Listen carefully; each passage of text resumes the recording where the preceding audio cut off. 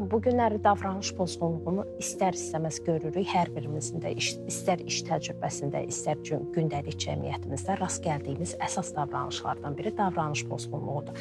Nəyə görə davranış pozğunluğunun sayı bu qədər artıb? Düzgün vurğuladınız ki, gün rejimi olmayan uşaqlarda təbii ki, davranış pozğunluğu yaranacaq.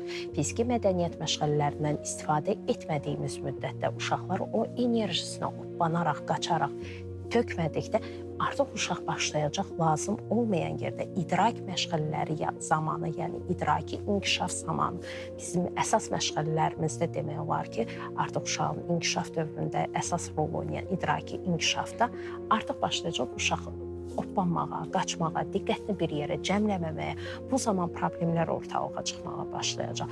Ona görə uşaqlarda fiziki mədəniyyət məşğələlərini düzgün təşkil etsək, onlar sosial-emosional hisslərini də cilovlaya biləcəklər. Sosial-emosional hisslərini cilovlayan uşaq, sosial-emosional hisslərini istədiyi vaxtda, istədiyi anda yaşaya bilən uşaq artıq idraki inkişaf prosesini normal və asan şəkildə keçmiş olacaq. Və idraki inkişaf prosesində bizim vermək istədiyimiz, ötürmək istədiyimiz tərbiyəçi olaraq, istər valideyn olaraq biz istədiyimiz informasiyanı uşağa ötürmək istəyiriksə və istəyirik ki, o uşaq bizim ötürdüyümüz informasiyanı anlasın, qavrasın, icra etsin, doğru zamanda, doğru məkanda, doğru yerdə. Ona görə mütləq sosial-emosional hissini və sosiallaşmanı nəzərə almaq lazımdır.